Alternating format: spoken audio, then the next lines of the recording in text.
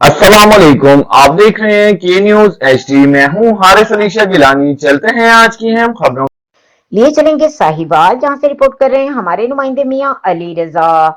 वजीर आला पंजाब के विजन महफूज पंजाब और DIG traffic police Punjab Waqas Nazir के अहकामात की रोशनी में district police officer Sahiwal Mohammad Usman Tipu की हिदायत पर ट्रैफिक पुलिस साहिवाल की जानिब से सड़कों पर हादसा की रोकथाम के लिए मौसर इकदाम जारी हैं। इस सिलसिले में district traffic officer Sahiwal Mirza Tanveer Baig की जेर निगरानी inspector traffic headquarter Khizar Hayat और आरटी सेक्रेटरी वासिफ अली यासीन के मुआवनत से शहर भर में स्लोमो गाड़ियों, रफ्तार कम रखने वाली गाड़ियों पर रिफ्लेक्टर्स स्टिकर्स लगाने की हिदायत।